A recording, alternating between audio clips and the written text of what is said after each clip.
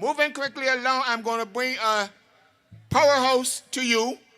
I describe her as the powerhouse. Quiet, but a powerhouse.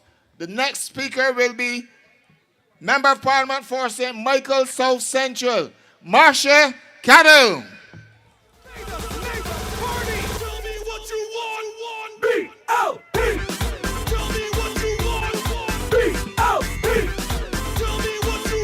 Good night, good night, good night. Good night, Barbados Labour Party family. And good night to Barbados. You know, it is wonderful to be up on this platform after the Barbados Labour Party family has come together in this constituency in St. James North to bring more quality, more substance, more ingenuity, more innovation to the people of Barbados and in service, in continuation of the 7 years that we have had the honor to serve you as Barbados. But I'm afraid that tonight I'm reflecting as well on the fact that last Friday we said goodbye at the 7-year mark again as in service to Barbados to one of our stalwarts, Chessel Rock, to a woman who has embodied what the women of the Barbados Labour Party have been able to accomplish. And tonight, I have the honor and the absolute privilege not just to represent the people of St. Michael South Central, but also to be one of the vice chairs of this Barbados Labour Party, along with my neighbor who will talk to you next, Kurt Humphrey. And I do not take that lightly. And I don't think that any of the women in the Barbados Labour Party take lightly the legacy that has gone before us and that we are picking up to take forward. Comrades, I do not take any pleasure in the fact that we draw a stark contrast to the role of women in politics, that we draw a stark contrast to the Democratic Labour Party. It does not give me any pleasure or any joy what we have seen over the last weeks and months, the exodus of women that have left that party because they have not been given the place and the role that we have had the honor to be able to benefit from for many decades of women's leadership in this Barbados Labour Party. And so tonight, I just want to say a few words about what that has meant for us as we said goodbye to a woman like Chessel Rock, whom I was able to meet through a woman like Norma Caddo, and so many more of you who are here tonight. Lillian, you are one. So many of the women of the Labour Party who have been able to hold this party up. And tonight, we honor those women. Comrades, in these 7 years of service, we first of all want to thank Barbadians for the confidence that you've placed in us, that we do not take lightly and we will never take for granted. And that even as you will hear us talk tonight about some of the things we've been able to do, we will always continue to look to the future as we look to take you upward and onward and to go there together.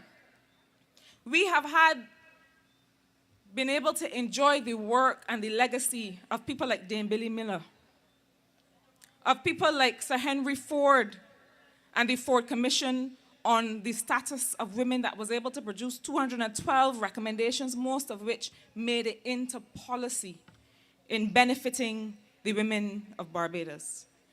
And I am happy to be the first woman on stage tonight because many will follow me. The first woman General Secretary of the Barbados Workers' Union will be on this platform tonight. The Prime Minister, the first woman Prime Minister in Barbados, will be on this platform tonight. It is no coincidence that women are shining in this Barbados Labour Party. And you know, in 2022, when the Prime Minister was acknowledged as one of Time's 100 most influential people, she's got a lot of accolades. But why did that one stand out to me? It stood out because of the way that women lead, of the transformational way that women lead through influence, through example, through building partnerships. We could not have gotten where we got with the International Monetary Fund and with international partners without the influence and the partnership and the forging of relationships that the Prime Minister and others did. And so tonight, let us reflect on the transformational nature of women's leadership. But this is not just about talking about the numbers of women that we have. It is also about talking about the practical ways in which we have advanced women's equality in this country. And this is not a competition, because I'm afraid that sometimes when we start talking about women and equality, sometimes the men might get a little afraid. But that's not what it's about. It's not a competition. It is about bringing women forward because they make up half of who we are. Because the contribution of women has meant so much for what we've been able to do, not just in this Labour Party, but in this country. And we talk the talk, but we also walk the walk. Because when Kurt comes tonight, he may be able to talk to you some more about some of the programs in his ministry that have advanced the cause of women. The One Family program targeting 1,000 families, most of those beneficiaries are women.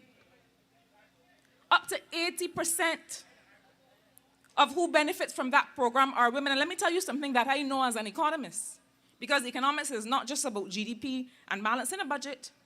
What the research has shown us is that when you put income in women's hands, when you give women opportunities, when you make sure they earn, they just stretch it. They make sure that children's health matters. They make sure that children get to the doctor and to the polyclinic. They make sure that children get to school. They make sure that everybody is taken care of. And we know this. This is not just word of mouth. This is not just hearsay. We see it. Our research has shown us that.